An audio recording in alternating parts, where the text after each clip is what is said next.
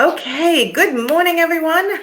Welcome. It's Mindset Monday, and I am here with my marketing strategist, Kim Vanderpool. How are you today, Kim? I'm good. I'm good. It was kind of one of those weeks last week, and I don't have them very often, but I refocused over the weekend, and now I'm ready to kick some butt this week. So.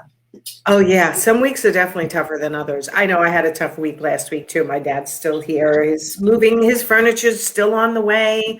We hope it comes by tomorrow, but we don't really know. That would be so nice. That would be so nice. I know everyone thinks when you work from home, like it's supposed to be a piece of cake, but life still happens, and you still have tough choices like I have to go to the doctor, I've got to take dogs to the doctor, vet, all these things that you don't plan on, and you plan client work, and then it just all of a sudden builds up. And so good thing there's weekends. Yeah, good things are weekends, except half the world doesn't take appointments on the weekends. So you have to then, maneuver clients and this and that. It's definitely so hard when you run your own business, whether it's from home or you go to an office. You feel such responsibility to maintain this evenness of your service all the time. But sometimes life happens and you can't. Right. And then I always run do I tell the client, do I just say, I'm really sorry, I meant to have this done and I didn't, without an excuse? Or do I say, oh my goodness, my dog has pneumonia, I've got to go do this for because you don't want to sound like there's that balance between personal and professional, but yet it's reality. And will they understand the reality and know that really I do show up, but last week I didn't by mistake? So. Yeah, I tend to give the truth. That's my thing. I don't go into too much detail, but it's a perfect example is like when I had COVID. I could have been like, and this actually happened to me. Somebody who services my business just kept bailing on deadlines. And I kept like, what is going on? Not feeling well, not feeling well, not feeling well. And I was like, can you just tell me what's going on? Because then maybe I'd have more compassion, right? And sure enough, they ended up that they did have COVID. And I was like, oh, why didn't you say that from the beginning, right? Right. So I tend to take the honest route because I think anyone I'm working with or anyone in my world that I want to work with or who may want to work with me in the future has to understand that I work my ass off to make sure I am present as much as humanly possible for my clients. However, I do have a life and I have responsibilities and children and a dog and myself. And so to me, honesty always seems to be the best policy. That's the way I like to do it. I just won't go into too much detail. It's like Nancy's been diagnosed with COVID and she can't make her appointments this week. That kind of thing. I won't go through the whole dramatic. Right. And that's just it. I'm not a no drama mama, and I'm not an excuse person. And I think that's what it's a mind, we're talking mindset. It's a mind thing. It's like, I feel like I'm making an excuse when really it's the reality. Friday sucked. No words about it. It just was one of those days where one step forward, 50 back type thing. And it's it was reality. It really isn't an excuse. It just. Right. It's reality. And really that is that kind of flows right into what we're talking about today. Right. The difference between successful people and unsuccessful people. First of all, you have to define success for yourself. It is not anyone else's definition of success. It's your own. But often we put too much pressure on ourselves that the definition of success is being perfect every day, every minute of every day. And that's just not possible. Correct. Right. Correct. And if you're portraying that, it's probably not something that's really authentic. And then that adds to this layer of inauthenticity. Is that a word? Right. No one's really going to want to do business with you if you consistently show up not authentic to right. Them. Well, unfortunately, my clients know that I am just, I'll work my butt, like you said, work your ass off for them, but I'm authentic. There are some days things happen, and best intentions don't always make it happen. But I like the idea of defining what success means to us. And I think especially as more designers and more coaches are moving into this online space, that there is a myth out there. There's a portrayal that if you're making 7, 8, 9, 10 figures, that is your success. But what we're not seeing is all that work and all the sacrifice that sometimes has to go behind some of that. And maybe that isn't your idea of success. Right. And really knowing where, is it aligned with your values and your priorities and where you want to end up Yeah, I mean, I ask every client when they start working with me, what is your goal? Is your goal, and goals do change. So again, once you state a goal, that doesn't mean it's there forever. You could be redefining yourself as the years go by, as the months go by. You're learning new things. You see something more interesting that catches your attention. That go, oh, wait a minute, maybe I want to do that instead. So that definition of, do you want to be a one person show, one woman or one man show forever, and you want to keep your business small, you still deserve to be profitable, right? And or whatever you're doing, you deserve to be able to make a living. Or do you want to grow bigger, right? It depends on what people are really looking for. I always defer back to, and I was telling you this before we went live, the millionaire success habits. It's not necessarily because I am striving to be a millionaire, but it's really interesting where I liked this sentence. It says, when you have no idea about your direction, you tend to spend your time doing things that are preventing you from making more money, receiving promotions, seeing your family more, or even enjoying life at the optimal level. And while you're doing these things, there's no way of serving your future. You're forced to say no to doing things that could further your business, your income, and your happiness. Right. In that sense, I underline every time I look at this book, I have a pile of books that I refer to on a regular basis. Not just for content, but for readjusting my own mindset on a daily basis and what success means to me. And that sentence speaks to me because when I look at what I'm doing on a daily basis, minute by minute, is it serving my ultimate goal and my definition of success? I think everybody has to look at that, because then otherwise you get lost. Right. And then when you're talking about those activities that are going to take us further down the road to where it is success for us, that's where I see myself, and even the clients, other colleagues and stuff that I work with, is that we tend to, when we start to get to that overwhelm or that fear, or we've got to do something, we tend to revert back to that no-brain activity that's not getting us any further. So for me, it's in my inbox, my emails. I'll go back if I have 50,000 things I need to get done, and they're all prioritized. I have my list and the priority, but I get overwhelmed because the dogs bark or something I go to my email. It's my default, and I find myself spending more time in the email. I have someone that I know, a colleague that I know, that spends an hour or 2 hours writing the perfect post that you can't tell between another one, and it's because that's her default mode, is that I'm just going to spend a lot of time on this one, which sometimes it warrants it, but sometimes not either. Sometimes it's just our default, or we scroll through Facebook or Instagram looking at what everybody else has done. It's our default mode. I don't know what to do. I'm so overwhelmed. And so then an hour later, instead of just doing that one thing, an hour later, we're now further ahead for our goals to success. Absolutely, perfectly said. So that is a great thing to tell everyone who's watching live or on replay.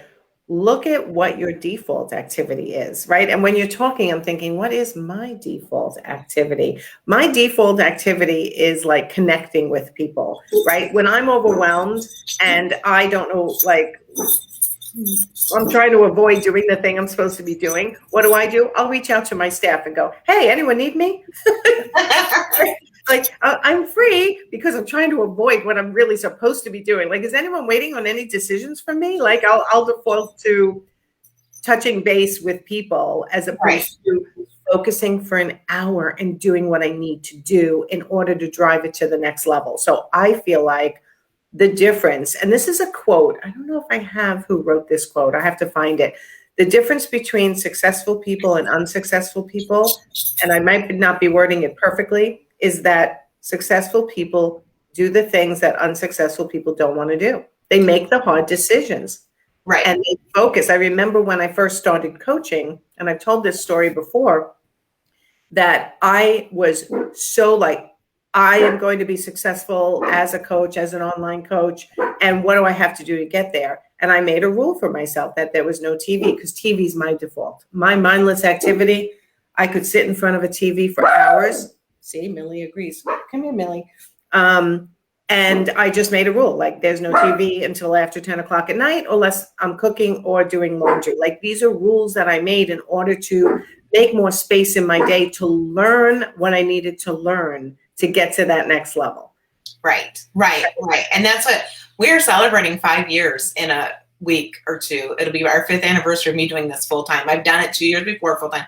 And it's like, and I'm like you, I read, listen to podcasts, and it's like, well, what does make you successful? It's like, there's a lot of days where I don't want to put my big girl pants on, but I have to. And you have to show up at least a little bit. It's kind of like even getting an exercise program.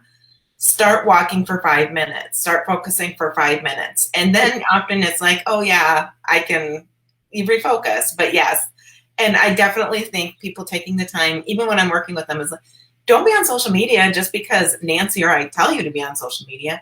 What's your goal? How is that going to lead to your success? How is that going to lead you to where you need to be? And what's your minimal amount of investment that you need right now to get the maximum amount of results towards your end goal? And that's what we do for all of it. Right. And that's huge, what you just said. Minimal amount of investment to get the maximum results that you're looking for. Told you I'm sharp this morning. Yeah, that was good. Everybody write that down. That was really good. And I just think that there's so many people who I can't find the time. I can't find the time. And trust me, there are weeks you cannot find the time. Right. And that is a valid reason some weeks, but it is not every week. And if you're struggling with finding the time, you're not setting one, to me, I set 3 goals at a time. Right. But sometimes that's even hard. Like in certain weeks, I have to revert back just to the one goal. Like right now, if I say one more word to my team about any idea that I have in my head, they're going to smack me because the book rollout is tomorrow, right? And everyone is focused on what has to happen in the background, technology-wise, social media-wise, in order to get the result that we're looking for out of the book rollout. And I can't keep pulling their attention off to do different things. Otherwise, that's never going to get done. So that hyper focus sometimes is necessary to get to the next level. And yes, it takes time and it feels like a lifetime when you're in it. But when you get to the other side, it's like, oh my God, I focused enough to get this huge accomplishment done. Right. And this goes right down to simple things, even like learning Instagram inside and out, learning your accounting system inside and out, learning the process, the program. What am I thinking? The process management system you have. If you're an interior designer and you're using Mydoma and you want to learn every nook and cranny of that system so that you are using it to its potential. These things are overwhelming, like learning your own QuickBooks and learning. But imagine if you took this year and you said, in now February, I'm going to learn everything I can learn about Instagram so it doesn't scare me anymore. And next month, I'm going to learn everything I can about QuickBooks so I can use it to its fullest potential. And the month after that, I'm going to hire someone and dedicate my month in between serving clients to getting that employee up to speed in order to make me grow to that next level. All these, what feel like huge obstacles, if broken down into months of dedication and stop chasing shiny objects and stop trying to do all 3 at once, by the end of the year, think about where you'd be. Right. Makes a big difference. And if you find that you're using that excuse, I don't have enough time all the time, then ask yourself, is that really where your goals should be? If that's really where your success is? And I find, I'm trying to lose a little weight. So it's like every weekend, oh, I just didn't have enough time. Well, really then, do I really want to lose weight or not? Like, is it just something that I think I need to do because everybody else is losing weight? You know what I mean? Right. Or is it something that I just have a habit of talking about instead of actually doing? I think is my issue at this point with weight loss, right? I got on the treadmill twice this weekend and I thought, yay, I finally did an action that could get, one baby step towards the result that I need. I'm doing it more for heart health at this point. But every goal you have in life can be broken down by these many obstacles and steps that you then need to set a defined timeline on and start making progress, right? Break it down into baby steps. Right. And Right. you will have success. So don't always look at, did I have success this week? I want you to look, where was I a year ago? Right. Am I further along the path now? And if so, where do I want to be a year from now? And what baby steps can I break it down to in order to get there? Rather than the whole, I just want to, and you have these lofty goals, right? Break it down. Break it down. Break it down. That's what successful people do. They break it down. They create habits, mini habits that will get them to that next level. And that's always a challenge, to change your habits, but Yes. that's really what's needed. Changing your little mini decisions, conscious decisions of what you're choosing to focus your time on every single moment of the day in order to get to that next goal. So it's like going through life consciously rather than unconsciously. That's Right. really the key. Right. Yeah. Right? So, Yes. all right. Definitely. All right. All right. So that was our discussion for today. I hope that helps somebody, right? We all struggle with these things. You are not alone. I just had a huge accomplishment by finishing my book, and my team helped me. Thank goodness. We are rolling it out tomorrow between 12 and 3. I'm asking if everyone could buy the 99-cent Kindle version, which will be, making sure it's up and everyone will have the link, because I am trying to make it to the Amazon bestseller list tomorrow. And you will be successful because you've taken all these little steps to get there. I hope so. I hope so. So anyway, thank you, Kim, for being here. Tell everyone where to find you if they need you, which pretty much everybody does as a marketing strategist. Our website's freshimpactllc.com, or you can find me on Facebook or Instagram. Awesome. All right. And everyone knows you can find me at nancyganzekaufer.com. Check out my new website. It rolled out a week or two ago now. All these things. All these things are happening. So, all right. I will talk to you guys tomorrow, hopefully. I definitely will talk to you tomorrow. Actually, it's my book rollout. So no matter where I am, I'll be talking to you tomorrow. Go have a great Monday, and we'll see you next week. Bye, everyone. Bye-bye.